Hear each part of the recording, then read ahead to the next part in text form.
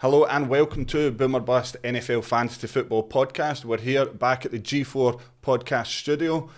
We're coming to the end of Week 6 and it's been one of the best weeks so far in the NFL, packed with entertainment. It's episode 21 here and we're ticking off the boxes, we're getting the numbers and we're doing well. So if you're a regular listener, please subscribe, please like and please join us each week. Two guests tonight, they're the Stefan Diggs and the Gabe Davis to my Josh Allen. We've got no better. In Shug's absence, who's just home from Lanzarote, as you'll be very aware, he's struggling with something like jet lag. But we have the ever-present, the El Matador of the Boomer Bust Fantasy Football League. It's Roberto. How are you?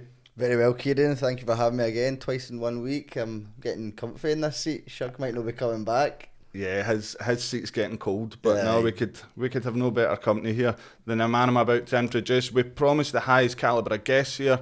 We've already apologised for Martin, but tonight it doesn't get much better, like I've said. He's the host of the NFL on TalkSport, and he's also the voice behind the Gridiron Show. It's Will Gavin. How are you, Will? I'm good, Kieran. So who's Stefan Diggs and who's Gabe Davis? That's the question. Well, Gabe Davis has kept me in my fantasy league my fantasy game this week, should I say. So it depends who wants to be my favourite here. I'm not going to lie, I feel more like a Jake Kumaro than I do either of those guys. So I'll take either, honestly. Both been sensational this year. Yeah. And I'll take Josh Allen if I don't say so myself. No, but I seen by your socials you were at a 49ers event in Leeds. How was that? Yeah, sensational, honestly. They put on a big event for the fans up there. The 49ers are one of those international marketing teams here in the UK who have taken that on and really run with it. And like they were going to do this fan event for week 1, but we got to do it last night. There were a good few hundred people there. They brought Joe Nedney, former 49ers kicker. They brought the mascot over. They brought like guys from their staff over. They gave away signed balls and signed jerseys. We did a little game show on stage with me and Ollie Connolly. It was just a really, really good time. And I hope that was a 49ers fan. The crowd were incredible. I was chatting to the guy that ran the bar towards the end of the night, and he was saying that, you know, not only are they not normally that busy on a Sunday night, unless Leeds have won, which they hadn't done, but that just that the atmosphere and the energy and the quality of the crowd was sensational. He just said, just everyone's such lovely people. And I was like, yeah, it's NFL fans in the UK, good people. So we had a great time, and the 49ers have absolutely said they're going to be coming back. I imagine we'll see them over on these shores as a team as well in the not too distant. So yeah, it was a great event. I didn't much enjoy driving back and having to listen to Bills Chiefs on the radio and then catch up with it this morning in the driving rain, but I got back. I got Sunday night football as well, so I've got enough of it covered. Hopefully I've seen enough football this weekend that I make some sense on the show. Love it. I'm sure you will. I'm sure you'll be fine. And most importantly, how have you got on in your fantasy game this week? Because your fantasy league is one I'm very interested in. I tune into the 888 Sport League that you're in. Who are you up against? Can we not talk about this league? Can I talk about any of the other leagues I'm in? Can I literally talk about I'm in 5 leagues, which isn't that many for someone. Like I've been in as many as 11 before, and it's just too many. Wow. Like in my Dynasty League, where I got a massive win off the back of that Jamar Chase performance. Or let's talk about the TalkSport League, where I lost in the playoffs last year to Darren Bent, but yesterday I absolutely trounced my opponent by 50 points. Let's talk about any of these leagues. The 888 League it's been professionally and personally an absolute disaster for me. I'm not going to lie. And I'm going into a position where for Monday Night Football, I'm going to lose to a man who hadn't even really watched a game in the NFL till about 6 months ago in Rory Jennings, unless his defense scores -4 points. And it's Jeff Wilson let me down. Tyler Higbee let me down. I'm having a rough time in that league in a big way. Yeah, so I could kind of do this as a counselling session because I know that Roberto's lost as well to go 1-5, is it? Yeah. Let it all out, man. I'll just start greeting, man. That'll be me breaking down. It's been a tough year because I feel like I've got a really good team, but on the night, my big players just don't turn up consistently. I've had so many letdowns this week. And I've been beat off of someone who's 0-5, so I'm also waiting for the Chargers defence, but I need them to get -8 points as opposed to -4, Will. So let's hope that they absolutely combust tonight.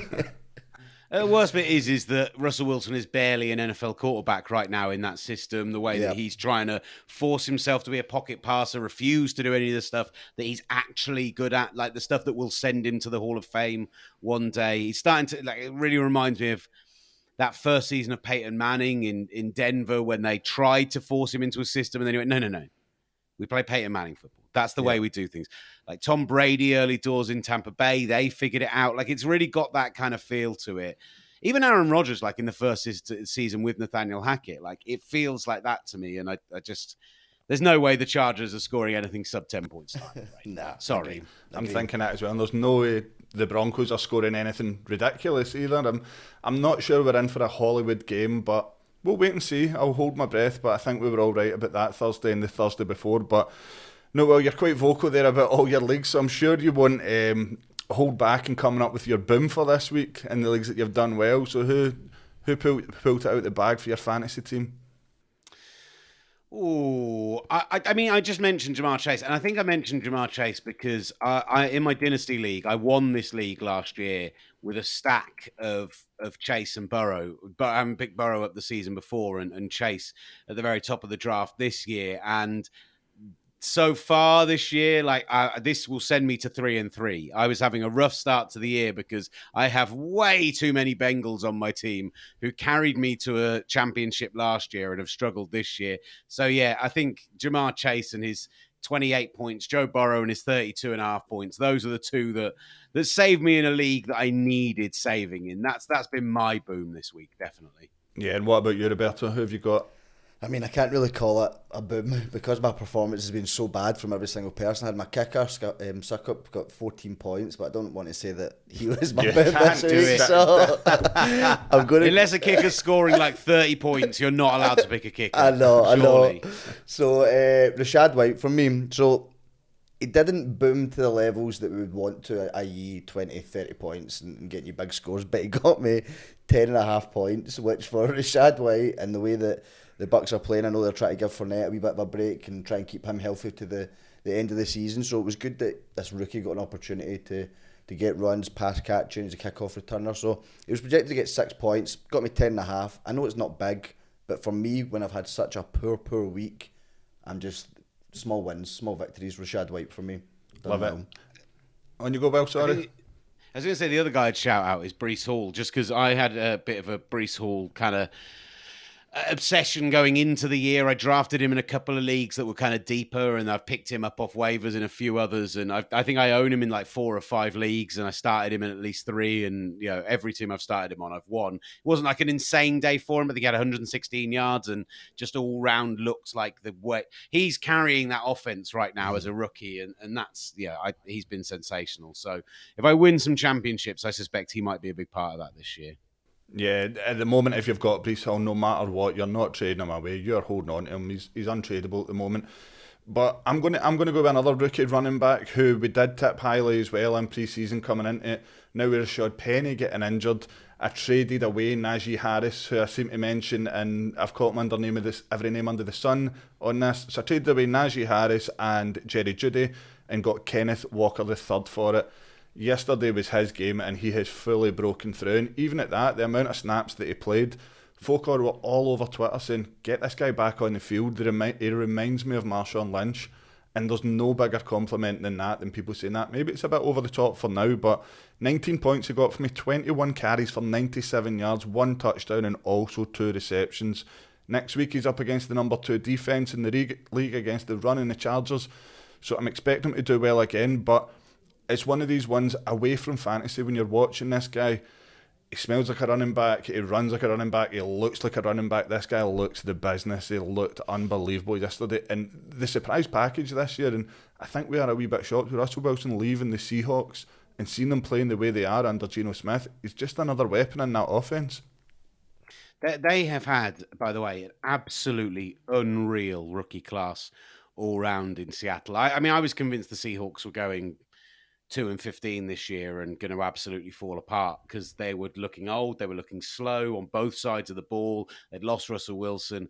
Ken Walker, you mentioned, like, he's so smooth, such a great mover. And the rookie quarterbacks, Tariq Woolen has been absolutely sensational. 4th consecutive game with an interception. Like, I hate it as a 49ers fan, but I love it as a football fan. Like, they look like they might be back off the basis of, I think, have a half decent season, get yourself a quarterback next year, and the Seahawks will go back to being a force in the NFC. Yeah, 100%. With Pete Carroll at the touchline as well, then you're always standing a chance there. The guy's unbelievable as well. But we'll move on to the busts, and it's a guy I spoke about last week I've took as my bust, that draft him at your peril. He scored 40 points last week. Taysom Hill is my bust this week. This guy is a fantasy football fraud. And the reason I say that, he comes in, he shows up one week, ridiculous amounts of points, doing everything that any offensive player could possibly do on a pitch, and the next week you're talking between 0 and 5 points. So he was started in over 50% of leagues. And like I said, you were warned. Scored 4.54 points. He rushed 5 times. And this is a weird stat line. He completed 2 passes for 16 yards. So that's why this week I've said Taysom Hill is my bust. And for anyone that started him, it's your own fault. But no, I was going to say, I'm going to take outright DJ Moore just for the whole year, because I drafted DJ Moore in pretty much every league. Maybe I was convinced by Baker Mayfield. I don't know. He's averaging less than 7 points a game. And I've developed a hatred for a man that I've always thought was a great player. Honestly, I think he's like one of the guys from that draft who was worthy of the pick that he was taken at in the first round. And yeah, I mean, between that and then in that 888 league, I already mentioned them, but Tyler Higbee, I got him off waivers this week, and there was a lot of people who were annoyed that I got in there in front of him, and he got me 1.7 points. And then when will I learn to not trust 49ers running backs? Jeff Wilson got me half a point, while Ken Walker was sat on my bench. Just livid. Absolutely livid. You and me both. I've got Eli Mitchell. He's been gone since about the 5th minute of the first game this year. So, Bobby, who you got? Who's your bust? So I'm going to go for someone who should be phenomenal, considering this offense is crying out for someone to step up. But mine is Aaron Jones for the Packers. Week in, week out, I stick by him. People offer me big, juicy trades for him. I say, no, he's going to become good. He's going to come good. Last night, 7 points. I think he 9 attempts for 19 yards. The thing with the Packers, though, is can I really blame Jones? They just look offensively lost. They look all over the place. Just nobody's stepping up. There's no big players. I know Lazard had a good night last night, but Rodgers obviously was pressed a lot last night, probably the most that he's been pressured in a long time. So yeah, for me, Aaron Jones and probably the whole Packers offense. Yeah, they're just not gelling. I expected by this point in the season that they would sort of have a wee bit of cohesion going. They would have the 1-2 punch at running back with Dillon, and they've not even got that going. It's just there's something not quite right there. And now that it looks like Randall Cobb's going to be missing for a while, there's no real full-on experience in terms of his age and his experience going on in that offense. And I just don't know where they go from here.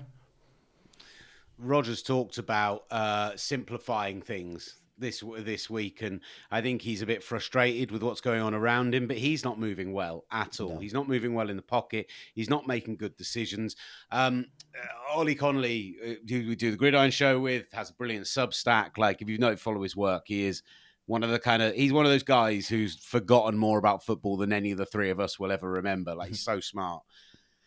He calls him a grip it and rip it quarterback. He says he's the best grip it and rip it quarterback in the NFL because his arm talent's so good that when you just keep the scheme to a point where, like, he's got 1 or 2 reads, he snaps the ball, he takes it, and he's got it out of his hands in less than half a second. Every time it's accurate, it's on point, it's powerful, it's there. And he did that in the first half against New York, and he moved the ball really well, and they ran the ball well. In the second half, he tried to play the classic Aaron Rodgers hero ball, and they were dreadful. And I just think they need to just drag it right back, keep it real simple, have Aaron Rodgers getting the ball out of his hands, kind of Tom Brady style quick, and they can end up going back to being a powerful offense. They're lucky that it's a year where, the NFC looks pretty weak outside of Philadelphia, and there's a lot of teams sat around 500 right now. But there are plenty of seasons where this start would put them in a real disadvantage. Yeah, they always seem to claw into the playoffs one way or another with Rodgers at quarterback. I still think they'll figure it out, but it just doesn't look good in the face of it at the moment. But I'll tell you 2 quarterbacks that did look good yesterday, and it was Josh Allen and Patrick Mahomes. I mean, I could watch them every single week. This was like, for me, everyone was tuning into this. I know we spoke about through the week that we would usually tune into Red Zone and maybe drag it into the next round of games, but I tuned into this full game and it was unbelievable. This is the NFL's version of The Rock versus Stone Cold at WrestleMania. The two guys that are going to carry the company for years to come, and it didn't disappoint. Not just the offense, the defense as well. Game ended 24-20 to the Bills. It was a cracker. Tony Romo predicted it minutes into the game that's the score would be. That guy has got a crystal ball. But no, it was brilliant. How did you see this one, Roberto? So I think when we spoke about it, we said that obviously it's going to be one of the most exciting games with the two quarterbacks and just the hype around this massive performance. It was always going to be a brilliant game. I just love watching Josh Allen. He's so dynamic, he's so much fun. But then I love watching Patrick Mahomes as well. And I think Mahomes is almost like the fall guy in the NFL just now, where we're always looking for people to be better than him, and we're probably not appreciating how good he actually is in the moment, because we're always just like, okay, who's going to be better than Mahomes? And it's almost like a kind of LeBron James thing that I seen earlier on. But yeah, listen, when both of them play each other, it's just unbelievable. Loved it. And yeah, good on the Bills for getting the victory. Yeah, and I hope we see them in the playoffs again, similar to last year. But you said you caught up with this one. Was it on the radio on the way home, Will? It was on the radio on the way home, and it's the one game that I've really put the effort into going ahead and watching today, for obvious reasons. The big standout for me, and the thing that I think makes the Buffalo Bills the best team in the AFC, like I think there's a mental thing of going to KC and getting that win and maybe teeing themselves up with a home playoff run. Like, imagine an AFC Championship game in Buffalo in the freezing cold in January with that crowd desperate to get back to the Super Bowl. I think it'd be sensational. I think with how well the Jets are playing and with how suddenly the Patriots have turned up in the last 2 weeks, and the Dolphins, when they have a workable quarterback back, I think there's an argument that that's the strongest team division in the NFL right now based on all of that. But it's Von Miller.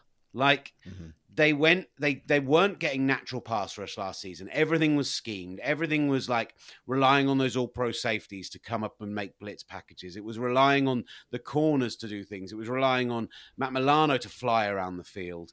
And now they've got a natural pass rush where they can bring four and bring pressure. And on both the drives that ended in punts for the Chiefs and in the interception as well, the guy that's in his face on a solo pressure every time is Von Miller. And honestly, right now, I think he's going to be the first ever player to win 3 Super Bowls with 3 different teams, because you see those guys get that third massive contract and it never works out. Yeah. It's not maybe not never, but particularly when moving teams and getting those huge contracts, they go there and they play like a mid-tier player, but you've paid them like they're a quarterback. And I think Von Miller genuinely is elevating that defense to the best in the AFC and one of the best in the NFL. Yeah, and I tell you who could do with a player like Von Miller? The Rams. Yeah. They could really do with him back. Yeah, you're right. And when he left the Rams, there was sort of a bit of confusion where he would go next or if he would go somewhere next. And then all of a sudden, he gets this big contract at the Rams over, 5 years, 6 years? And it's been like plug and play. He's been a perfect fit. At the Bills, sorry, I said Rams there. At the Bills, he's been brilliant. But in terms of fantasy, if you have Josh Allen on your roster, you're laughing. Yesterday again, 26.36 fantasy points, hooking up with Gabe Davis and Stephon Diggs. Now, 2 weeks ago, I was trying to trade away Gabe Davis. Past 2 weeks, he's carried my team. Although I do worry about that sort of, if there's not that deep sort of ball in the game, he's not getting as many targets as probably I would have hoped, and how many Diggs has got. I know there's probably a lot of Isaiah McKenzie owners out there who didn't really fare too well, but if Gabe Davis and Stephon Diggs are on their game, then there's no point in throwing to anybody else. But yeah, sorry. People probably, I reckon people probably woke up this morning and saw the scoreline and thought, oh, that's not going to be the day I needed out of Josh Allen or out of Patrick Mahomes. But there's kind of forgetting that the first 4 drives of the game went for an average of kind of 70 plus yards. We just had a goal line fumble, an interception, a turnover on downs. Like it was a weird first half where like neither team was executing until very late in the half, and then kind of pulled it off in the red zone. But actually prior to that, we were seeing these long drives where the quarterbacks were doing insane things and then turning the ball over. And actually, I just, this could have been like the playoff game last year. This could have been, what was that, 42-36. It absolutely could have done that. But I love seeing the Bills defense turn up. And the Chiefs defense probably had their best game of the season as well.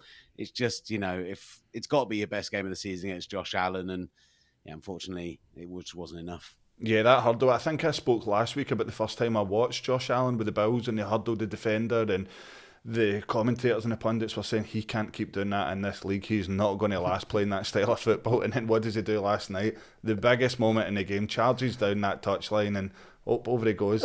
Unbelievable. This guy's 6'5". I know. That's ridiculous. Absolutely ridiculous. And for me, he's number one right now. I know a lot of folk would debate it and say it's Mahomes, but for me, it's Josh Allen that's number one. But we'll talk about an even bigger game and a bigger scoreline than that. It's my New York Giants again. Honestly, see, when I started this podcast, I thought, I am dreading going on and talking about the New York Giants every week, getting beat week after week, and here we are, 5-1, and like, how did this happen?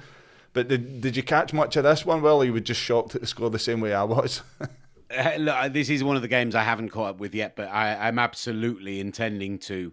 What I have seen is the kind of brief highlights from it, and I think the biggest key here is it just shows that there was always talent on this roster, and they've drafted reasonably well this year, but Brian Daboll is just unreal. And Wink Martindale, I mean, we saw the brilliant scheme he pulled off against the Packers last week here in London, and yet again, they look like absolutely brilliant against his former team, against a side that know him so well, against a quarterback that he knows so well. Like, that was always going to be a really interesting matchup. But an interception and a fumble on Lamar Jackson. Kayvon Thibodeau, who I loved coming out this year, he's got so much personality and so much ability, and he just suits that New York market so beautifully. I like his strip was kind of the play that changed the game. I haven't seen the in-depth, so I don't want to comment too much on it, but the highlights I saw, like, it was a dessert. It wasn't one of those weird wins where an underdog comes out and wins it. It was properly deserved. Yeah, you touched on Wink Martindale there on the Giants' defence.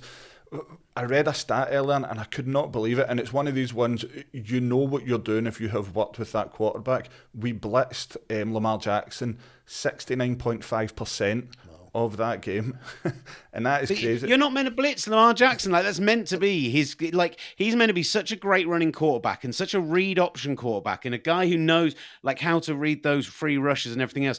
That's literally what you're not meant to do to a quarterback like that. Never pressure Lamar Jackson, never pressure Josh Allen, never throw blitzes at these guys. And yet Wink Martindale's designs are so well disguised and so interesting and so varied that even a guy that's so good against the blitz just didn't have a clue. Yeah, it was fantastic. And Roberto, like I said, here we are 5-1 now. Is it about time some people started to put a bit of respect on the New York Giants name? I don't know about that. Yeah, I really want to believe, and there's a lot of momentum behind the Giants just now. They're getting big results. Listen, they're playing good football, but I think that victory last night as well, like the Ravens, they just can't hold a lead at all. Like, the amount of times that they just absolutely bottle it and combust, I don't know what it is about. I don't know what it is about them that they just can't hold a lead. But listen, can't take it away from the Giants. Daniel Jones stepping up. We absolutely slated him in pre-season. We thought you were going to get slated every single week in this podcast, but here you are. You can only get slated 1 week out of 6, so it's fair play. And look, like the knock on them early on was that they're not a real 3-1 team, because they've beaten a Panthers side who looked like a shambles. Yep. They've beaten a Titans side early in the year who came into the year dinged up. They beat a Bears team that looked like a shambles. But those are back-to-backs, impressive wins against guys who came into the season as Super Bowl favourites. And look at the next 4 weeks. You've got the Jags, the Seahawks, the Texans, and the Lions. We're talking about a world right now where the Giants could be 9-1. Yes. The New York Giants might be 9-1 in a few weeks' time. And that is, like, if anybody predicted that coming into the season, they deserve some kind of medal or award or Nobel Prize, because despite the improvement in coaching, I don't think anyone could have seen it coming to that level. No. I'm sorry, Will, but here I am. but no, and talking about Daniel Jones, right? I sort of go back to him, but now I'm fully on board with it. Now I am fully on board and starting to think, if this guy goes 9-1, if we can clock up 9 wins and possibly make the playoffs, right? He then becomes a franchise quarterback. He then gets the contract. It's basically Daniel Jones, Saquon Barkley, and we've seen Wan'Dale Robinson come back this week. he's working with very, very little and getting very, very much out this team. And it's been great. It's been great to watch, and it's been great to watch his development. Even yesterday, very susceptible to things like fumbles and interceptions. Nothing like that. Nothing like that in the big moments. He's stepping up, and it seems to be he's got a real good understanding with this coaching staff. But like I said there, Wan'Dale Robinson, I like him to be a sneaky pickup in waivers this week. He scored 12.7 points. It's a struggling wide receiver room at the Giants just now, considering all the injuries. Now, if you've got bye weeks coming up, you're struggling with injuries with wide receivers, this is the type of guy you'd pick up and put into a flex spot, because I think he will score you more than 10 points each week. I think there's a couple of things you have to watch out for. Like, I don't know when Kadarius Toney's going to be back, but Darius Slayton, by the way, who was brilliant in London. But yeah, Kadarius Toney, I think we'll see a huge number of targets when he eventually comes back. I'm huge fan of his. But also, there's been a lot of talk about the Giants being active this week in trying to pick up players. Like, I mean, there's talk about them trying to bring Odell Beckham back. I know he's not healthy for another few weeks yet, but there's talk about that. There's talk about Cole Beasley coming in, who, you know, is never going to be a sexy fantasy pickup, but he's that kind of possession receiver who's a great route runner who is going to pick up, 10 targets a game for 40 yards. Like, it's never going to be great stats on paper, but he does take the targets away from the guys that you want to be picking them up on your fantasy team. But like you say, if you've got waivers this week and if you're in deeper leagues, the production's there, so why not give him a go? Yeah, and the other one I like there, and I think you might have him, is it Daniel Bellinger, tight end? No. The Giants? Don't have him. Yeah, I've got Tyler Conklin, who's let me down 2 weeks in a row now, and I'm probably going to try and go and pick this guy up. Tight ends are very much of a muchness just now. They're kind of becoming like running backs. If you can get a top tier one, it's good. If you can settle for one that's getting you between 5 and 10 points every single week, then go and get him, stick with him. But I think he's that type of guy. He's averaging 9.42 points at the moment, which is, you would take that every week from your tight end, which I think's all right. But yeah, keep this run going, and yeah, hopefully I can get my win tonight with these type of players in my team. But going to move on to the third game that we're highlighting here, and the Bengals defeating the Saints. Now, I know we spoke about Joe Burrow. He was unbelievable there, returning to the Superdome for the first time since winning the national championship with LSU. Turns up with the kit on that he wore, looking the part, looking confident, and this is the Joe Burrow that we know. It's been a while since he's turned up, isn't it? Still took a while to get going, though, didn't it? Like, I thought the Saints played really well in the first half and deserved their lead, and I think their defense has the real potential to be top tier, but right now they don't look the sum of their parts, and the Bengals were able to kind of pick that apart and have the opportunities to do so. You take a guy, I mean, particularly a guy like Honey Badger, who is one of the best safeties I think I've seen in my entire time watching the NFL, and probably ever. And Tyrann Mathieu is destined for the Hall of Fame one day, as far as I'm concerned. He just doesn't seem to be fitting this scheme right now, and it's not quite working. And, the deep threat's not been there this year at all. And then today, Jamar Chase, 7 receptions, 132 yards, 2 touchdowns. I mean, I haven't had a look at his ADOT yet for his average depth of target, but I imagine, those guys aren't always great fantasy guys because you're relying on them being very boom and bust. You're relying on them they have to have those 1 or 2 big plays to make the difference. They're not going to be the guys who in a PPR league are going to keep picking those up for you. But just finally getting the deep ball back was absolutely huge for them last night, and particularly in the second half. Still want them to run the ball a bit better. I think it's fair to say they're not doing that yet. But it's another facet to the offense that's working, and seeing Burrow back and seeing Chase back is massive. Yeah, you're saying about the run game there. I'm a Joe Mixon owner as well.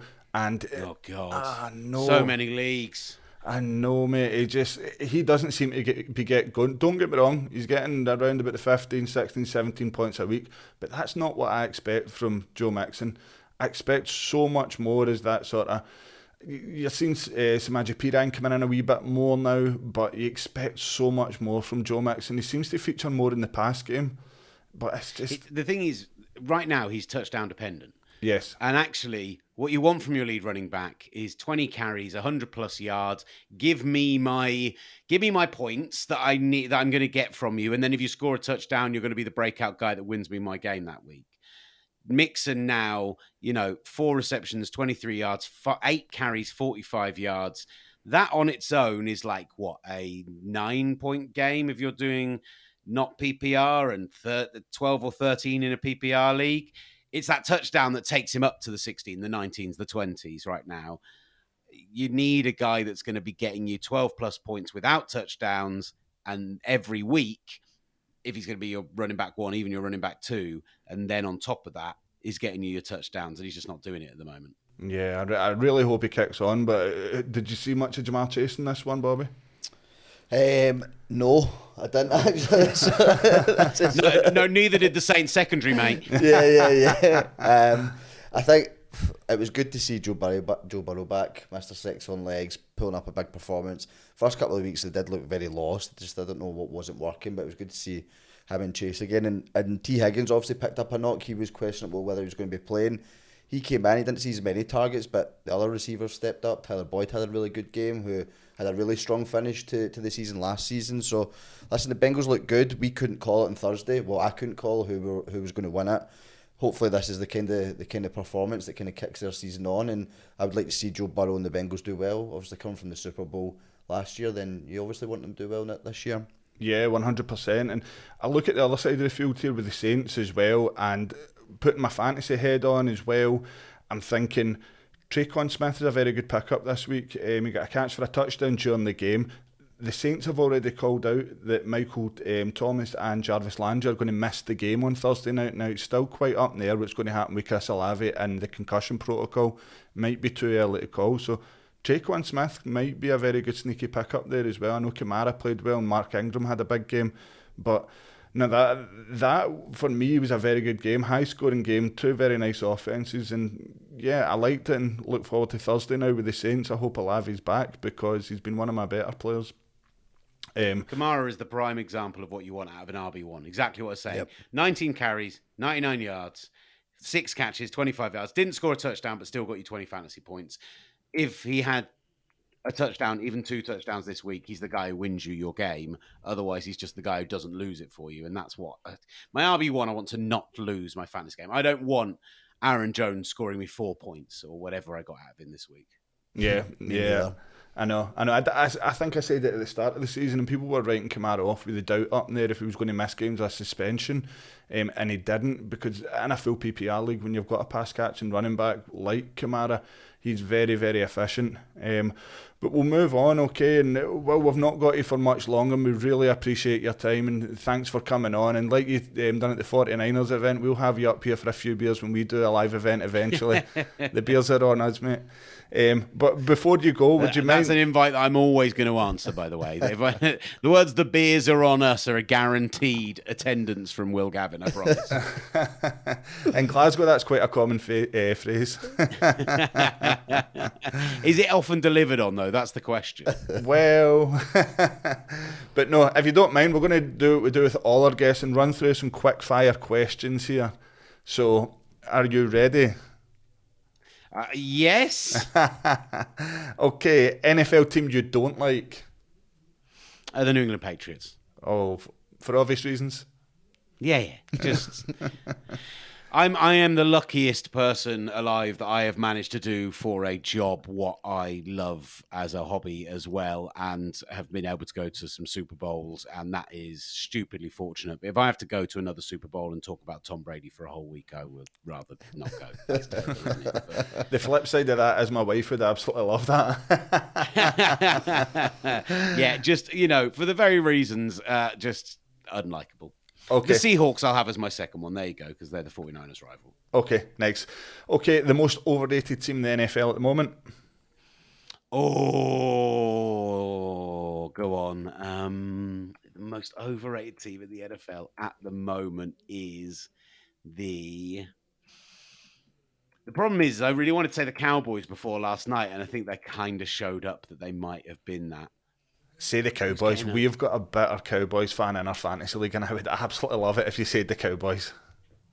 Problem is right. So who is overrated right now? Because the Bucs are probably overrated based on the start of the season, but not overall. I'm not sure there is. I'm going to go Cowboys. I'm going to say the Cowboys just because I'll tell you why the Cowboys. As a 49ers fan, I think we have, when healthy, the best defense in the NFL, and just the number of starters out right now is a huge problem. I think the Cowboys actually have the best starting 11 on defense in the NFL, and Micah Parsons is insane. Yeah. But they have zero depth, and I can't see how they last out the season. I also don't like Mike McCarthy, so I'm going to say the Cowboys. Nice. Okay, flip side of that, most underrated team. I kind of feel like this is another one where there's so many teams. I'll tell you what, the team that beat the 49ers yesterday, the Falcons, because everyone's acting like that was some huge shock. And, you know, it had to break right for them yesterday, but they also executed brilliantly. Dean Pease and Arthur Smith have been putting together some great game plans. And even their losses this season, you know, they should have beaten the Bucs last week, and they got that terrible call against them. They lost by 4 points to the Rams, by 1 point to the Saints. They led in both those games. Like, there is a world where the Falcons could be like a 4-2 team right now. So I'll say the Atlanta Falcons. I like it. I've got the team you love. We know that's the 49ers. But the NFL team you secretly root for? The problem is I want to say the Buffalo Bills because I've always loved their fan base. But right now it feels like if you say the Buffalo Bills, you sound like you're just jumping on the old Josh Allen bandwagon. Yeah. Who else? I really like teams who have like just been a bit downtrodden for a long time, and their fans have had to go through a lot, and they get a chance to come good. Like the Jets. I'll root for the Jets just because they've had a rough time, and Robert Saleh is obviously my guy from his time in San Francisco. So I like the Bills, I love, but I'm going to say the New York Jets, weirdly. Don't know where that's come from, but I'm going to go with it. I like it. Okay, all-time favourite quarterback?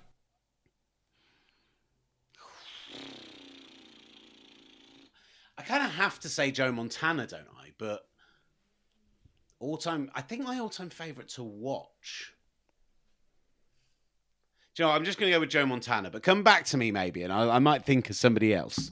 Okay. So current favourite quarterback? Josh Allen. Okay, all-time favourite player? Ronnie Lott. Nice. Most overrated player? All time? Yes. Or at the moment, whatever you please. I know fantasy football can really get into people's nerves. I tell you what, I've got a really weird pick all time, and I don't know where this has come from, but I just was running through it in my mind. I think this guy was a good player and had a very specific skill set, but flashed on film and flashed in terms of like how he looked on the field, and so everyone went nuts for him.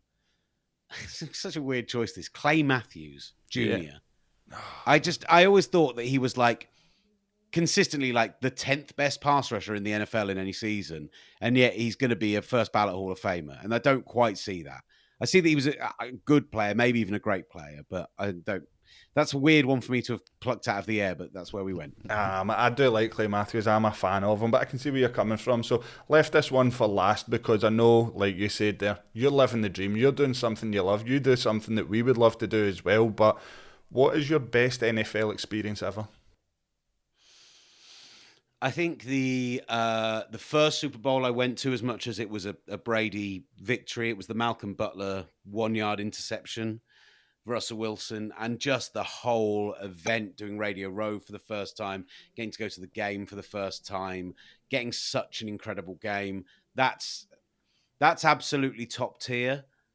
If I was going to say as a fan, then we were at this was stupidly lucky. We were in the States for a tour with Gridiron, and we were due to fly out on the Monday after doing this series of games and series of college games and everything else.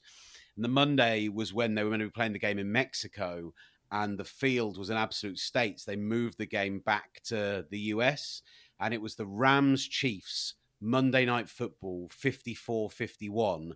And we spent like 800 quid changing our flights, booking the hotel. We couldn't get accreditation as media, so we bought very expensive tickets as well. And we're like, we've just spent 800 quid to go to one game, which doesn't involve either of our teams, which is like, if this is a stinker, this is the worst decision anyone's ever made. And it ended up being maybe the best regular season game anyone's ever seen. And me and Ollie Hunter, my co-host from Gridiron, like, it was pinch ourselves at every move and every moment. I like that's got to be it as a fan. Like it's just insane. So lucky to have been there. Yeah, I love that. And like they say, fortune favours the brave, doesn't it? And that just shows. Yeah, I mean, my wife probably still to this day know just how much I spent on that. But I think I told her that because some of the guys from the tour had decided to stay, that some of us needed to stay over as well.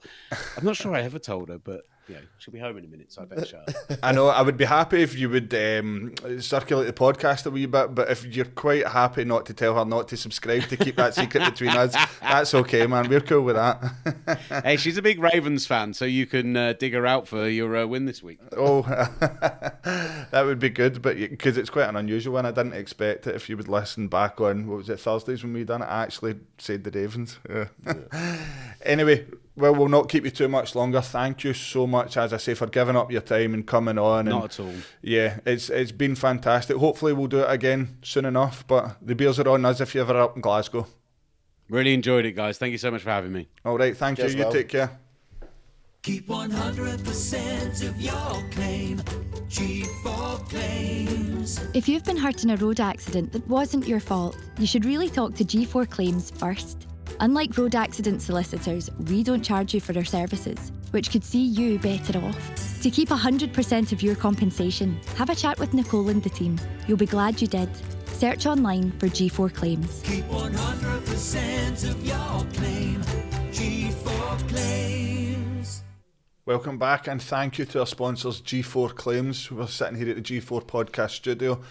Like we say, if anybody's got an idea of starting a podcast, or they already have one but they've not got anywhere to basically record it and they want to come in and do their bit here, then get in touch. Like, that's exactly what we did, and here we are now, and yeah, we're all the better for it. But Roberto, if you don't mind me starting at the Commanders defeating the Bears 12-7. Now, you're a Bears fan friend that's not listened. It's just not nice, is it? Thursday night. We were expecting a dire game, weren't we? Yeah, we already know that the NFL gave Amazon all the dud games for a Thursday night, but nah, listen, it's been tough. Being a Bears fan this season, I was really impressed with Justin Fields, and that was kind of the performance that I was looking for out of him. I think he passed for 190 yards. He rushed for 90. It was 19 fantasy points, I believe, that he got, but it was a really good performance from him. A couple of the players stepped up, and I've seen week on week that there has been better performances from the quarterback. But as a whole, the Chicago Bears just now, they should not be getting beat 12-7 by the Commanders. They really shouldn't. I won't say too much on it. I feel like I'm a broken record speaking about the Bears every time that I'm on. Maybe next time that I come on, they'll have a victory that we can speak about, and it'll be a wee bit more positive. But yeah, there's not much to say. Yeah, I agree with you on Fields there. I think he is getting better. I think he's improving. He's getting more comfortable with that offense. Darnell Mooney, we said last week, is starting to see more targets. Scored 13.5 points in a game where they scored, 7 points? Yep. That's decent, that's good, and I've kept him on my bench for now, but bye week's coming up, he might play a part. But I look ahead and I look at the shocker of the weekend, and I think the two of us took the Bucs on Thursday when we recorded.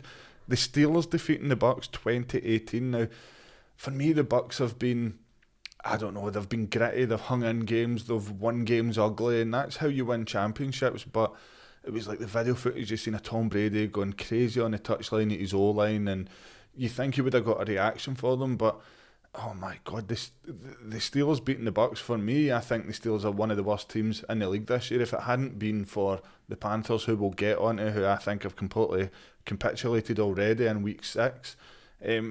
What did you see in this Steelers game? I was quite impressed with Kenny Pickett. I thought he stepped up to the mark really well, but I mean, like I said earlier in the pod, my kicker, who is the Buccaneers kicker, got me 14 points. So that says a lot about the Bucs' performance. It seems that they would get into good positions, they would get within 30-40 yards, and then they just could not convert after that. It wasn't nice seeing Brady going absolutely mental at his O-line. Like, for me, I don't know if that will rub people up the wrong way. And but yeah, listen, the Bucs have been really underwhelming all season. Brady has had 1 or 2 games where he's been really impressive. Against the Chiefs, he had a really good game, but yeah, fair play to the Steelers. We completely wrote them off, so good on them. Yeah, I think in fantasy football, everyone knows how good Tom Brady can be, like a top 5 fantasy quarterback every year, but there's going to be a few folk with itchy feet just now, probably try to look him on, move him on or bench him, and you can't disagree with that. It's just not been good enough from his point of view. But then again, I wouldn't be surprised in the slightest to see them in playoffs later in the season. So true. You know how these things go with Tom Brady, but no, we'll rattle through these quite quick. And we had Will on there, fantastic guest, and we spoke quite highly about the 49ers, but the defeat from the Falcons this week, another one we probably didn't see coming, 28-14 to the Falcons. Did you call it? I called it, and Love I've said that the Falcons have been playing good football all season, but they just can't seem to get wins over the line. This was the game that everything seemed to click. It was nice to see Kyle Pitts getting a touchdown again. He was back. Mariota looked good, rushed really well. Listen, it was a really good Falcons performance. Yeah, I called it. I finally got one right. Oh, I know. Oh my God, you mentioned the name there, Kyle Pitts with a touchdown. Yeah. My God, it took to week 6. I mean, I can remember seeing all the charts before the season started saying, here's your top tier tight ends.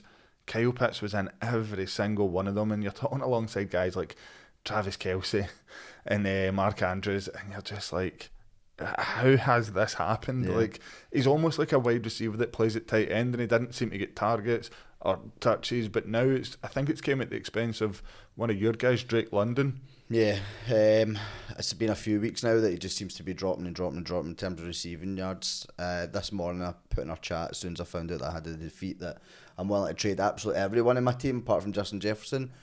Drake London, I've got a real soft spot for him. He's one that I do kind of want to keep in my team because I know he's got a really high ceiling. I know that he will do well, or he can do well. But yeah, listen, it's been tough being a Drake London owner, but listen, fair play to the Falcons. Yeah, London's burning. literally. No, but Marcus Mariota there, my God, he's sneaky good. He's Yeah. having a great season, running touchdown as well. He's another one that you could probably start. Yeah, well, I dropped him for Geno Smith, and then My Geno God. Smith had a pretty average performance yesterday. He got me 12 points. Mariota performed really well. Listen, I'm getting no luck with fantasy football. Just put it down to me being a really terrible manager. Yeah, I'm not going to disagree with you, mate. But no, moving on. Patriots defeating the Browns 38-15. Now, my God, Bailey Zappi has been incredible there. A QB3 that probably 99.9% of, maybe I'm doing him disrespect, NFL fans wouldn't have known his name before this season started. And he's putting up points, man, like 38-15. And in fantasy terms here, Ramondre Stevenson just lights out football. We spoke about it before the pod with Greg that was in, that he's actually done well having Ramondre Stevenson in his team with Damien Harris being out. And he was actually one of my startums on Thursday when we discussed it. But the Patriots are the Patriots, and they've still got Bill Belichick at the sideline, and they're going to win games. And, well, the Browns are the Browns, and you just don't know what you're going to get from them. And I know that, like Nick Chubb, there's another one, running back, plug and play. I think he scored 7 points this week. Now, that is very disappointing from a guy that's top 5 running back in fantasy football. I called this exact thing on Thursday night. I said Bill Belichick defence will snuff out the running game, and Jacoby Brissett will not be able to score highly, and the Patriots will win. And it's exactly what happened. I thought they looked really good. Zappi, for a rookie who he looked so lost in his first games. I mean, it was 310 yards, thrown yards and 2 touchdowns yesterday. The guy was absolutely on fire. And listen, I know this might be a bit of a bold claim, but Belichick's got a decision on his hands now. When Mac Jones comes back fit, who do you start? Because if he can pull out performances like that, I mean, I don't know. You'd rather have that problem than not have any quarterbacks, though, to be honest with you. Yeah, are we looking at a situation here where folk were talking a couple of weeks ago, like Cooper Rush? Mm-hmm. If once that comes back, does he play? But then we kind of seen him fall off a cliff last night, and we'll get to that. But that's how it goes with quarterbacks. It's a sort of sustained consistency that if you want to keep that position, then it's yours. Kind of like what we seen with Jalen Hurts at the Eagles. Yeah. But we move on again. We spoke about it earlier. The Jets defeating the Packers 27-10. That's 2-0 to New York against the Packers in 2 weeks. Once again, you've got guys in there that are fantasy relevant over the field. Breece Hall for me stood out like a sore thumb. But the Packers at the moment remind me, not so much remind me, I see them very much like the Cardinals in a sense that they just can't seem to work it out now that their key wide receivers left, and I allude there to Marquise Brown and Devontae Adams. they just can't seem to work it out with this offense. They just can't get a cohesion going. I know that hot off the press today that Robbie Anderson's just been traded to the Cardinals. We don't know if that'll change anything, but in terms of the Packers, they need to sort it out there, don't they? Yeah, and do you know what? I think that they will. Like, I'm confident that they will sort it out, but it's not nice to see an Aaron Rodgers team just struggle and look so lost. I mean, this guy was the MVP last year, and in this season he looks like a completely different player. Don't know if he's chucked it. I doubt he's chucked it, because it's Aaron Rodgers. But yeah, tough being an Aaron Jones owner and just waiting for the big weeks to happen, and they just don't come. But I don't know if it's blind faith that they will turn it around. Yeah, and in terms of the Jets, guys like Breece Hall's been unbelievable. For me, the downside, Tyler Conklin, since Zach Wilson has come back, has become the Kyle Pitts of the Jets. I don't know if it's a week to say that, considering Pitts scored, but he's just fell completely out. When I look at that Jets offense, someone put up a sort of stat of the guys that they traded away and bringing in these sort of young picks, a young offense, and Sauce Gardner on defense has been unbelievable for them. And when that cheesehead, oh my god, that guy's asking for trouble. I but know. Once again, his stats are off the chart, and he's just a fantastic young player. And the Jets seem to have it going on there. They seem to be carrying it a bit. And move on again. I feel like I've repeated myself, but the Colts defeating the Jags 34-27. Another shocker. Yeah. Great game. Yeah. Great game for the neutral, but nobody's seen that coming. Before I say that, did you say the Colts on Thursday? Nah. Thank God. I think we both overwhelmingly said that the Jags would do them. We said it was going to be a kind of bounce back performance for Trevor Lawrence. It wasn't. It was a kind of coming of age for Matt Ryan, but Matt Ryan, I think he threw 52 times, I think he threw the other night, because Jonathan Taylor was out, Hines was out. He obviously didn't have a strong running back game, so he threw a lot, and listen, it worked. I mean, in the last 20 seconds, Alec Pierce steps up with a 40 or 30 or 40 yard touchdown to win the game. So good on you, Colts, Matt Ryan. You picked up Alec Pierce this week in waivers, didn't and you? I played him, and to be honest, he had 2 points up until that touchdown, and he finished on 13 points. So I was ready to put him on the fraud list, but he had 17 seconds to save himself and my team, and it's worked out. It's good. And for anyone looking at the Colts at the moment, realising that JT's out now, Naheem Hines is out, which is in the concussion protocol, it's pretty hard to put a time limit on it. If Deion Jackson is on waivers in your fantasy league and you've got a shot of grabbing him, then go and get him. Like, he's going to be that bell cow running back there until JT's back. We don't know, like I say, what's happening with Hines. If Deion Jackson's there, you've got to go and get him. He's going to be rostered in a hell of a lot of leagues this week, and there's no reason why he shouldn't be. Moving on as well, the Vikings defeating the Dolphins. I think we spoke about it through the week. We spoke about it last week. The Dolphins look horrible without Tua. Yeah, and they went from 3-0 to 3-3 now. That's correct, yeah. So it's just the changes at quarterback, and you're changing them week in, week out. It's not good for consistency. The teams are a wee bit all over the place. There's brilliant tools there, but I mean, by the end of the game, Bridgewater just looked completely out of it. But yeah, I mean, I kind of knew that the Vikings would do well against this game. Vikings are a team this year that I wouldn't say they're playing exceptional, but they're now sitting 5-1, and they're sitting one of the best teams in the league. That game there was super underwhelming for the Vikings. They had 10 3-and-outs. I think it was, they broke a record for the most 3-and-outs in a game and still managed to win the game. But yeah, I remember hearing a stat about Kirk Cousins, about these quarterbacks that get these huge contracts, and basically Kirk Cousins has moved around that many teams and got that many contracts as a steady quarterback that he's almost made just as much as these quarterbacks that get the massive contracts at one club. But he just seems to win games. They remind me very much of the Tennessee Titans of last year, where they're not super entertaining. They win games ugly. Don't get me wrong, the Titans have obviously got Derrick Henry, which is great to watch, but they're winning games, like you say, they're 5-1. We talk about it as well with the Falcons. They're sneaky good. The Vikings are sneaky good, and loads of weapons in offense. Yeah. Thielen starting to look the part now. I think he picked up an injury yesterday, possibly.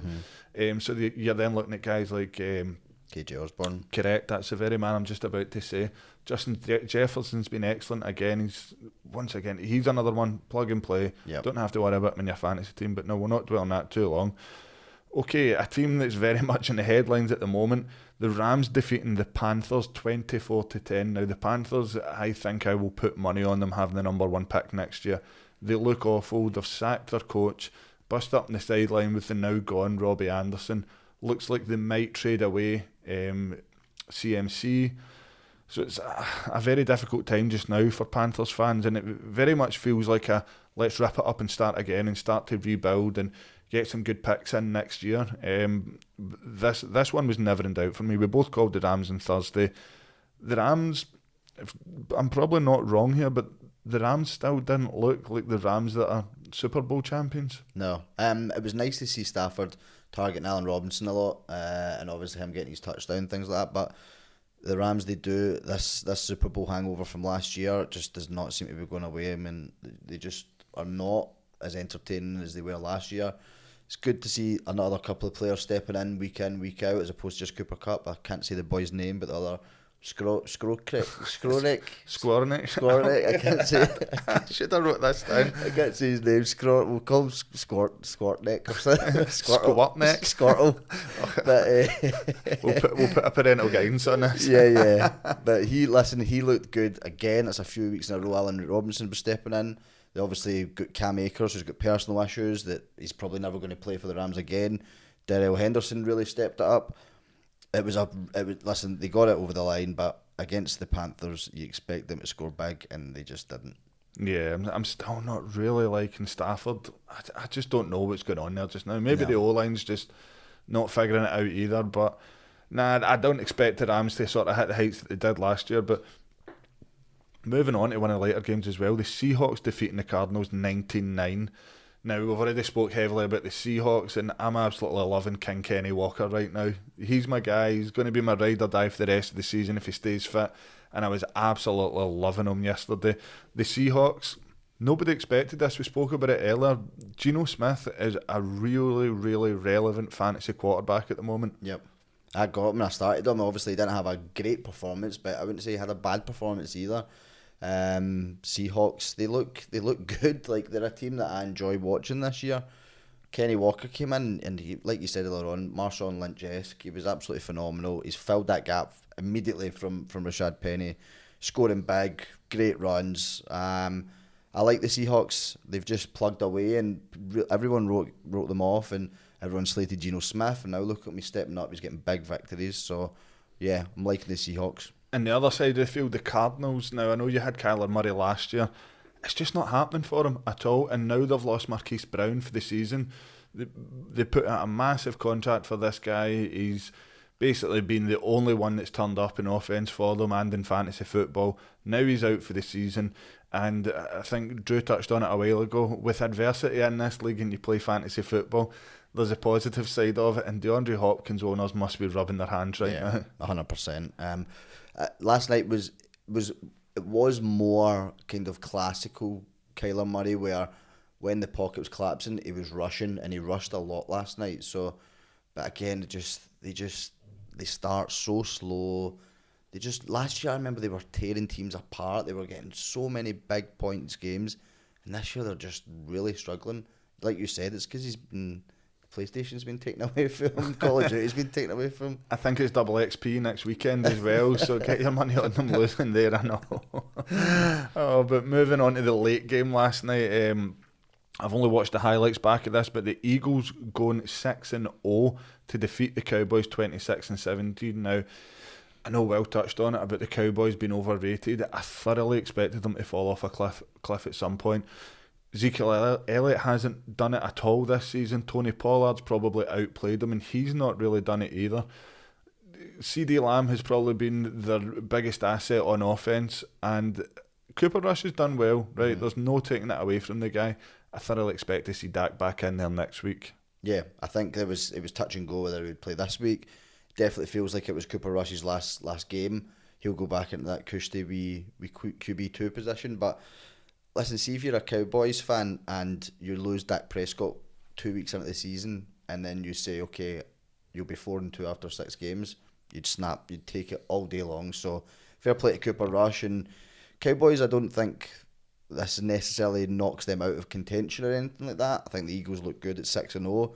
I think the Cowboys are still relevant. They're still there.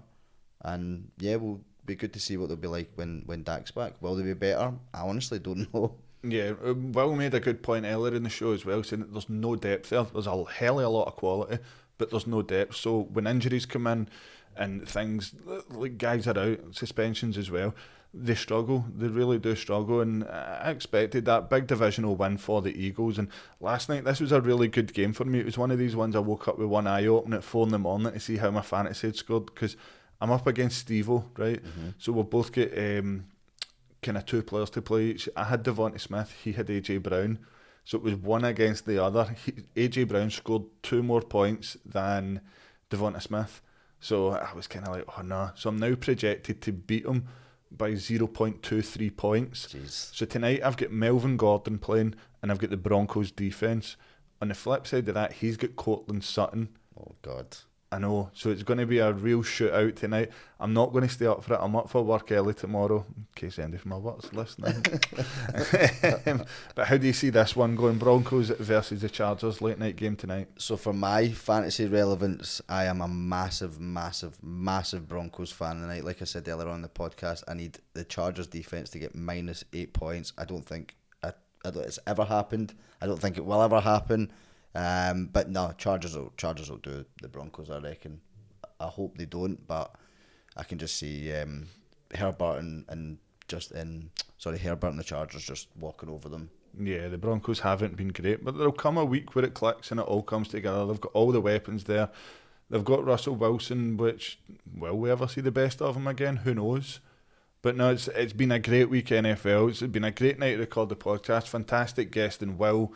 Thanks as ever to G4 Claims and the G4 Podcast Studio. And thanks as ever to our listeners. If it wasn't for them, it wouldn't be worthwhile doing this. So if you've lasted this long listening to our monotonous tones, just please subscribe, please like, follow us on whatever podcast app that you're listening to. And yeah, thank you very much for listening. Goodbye.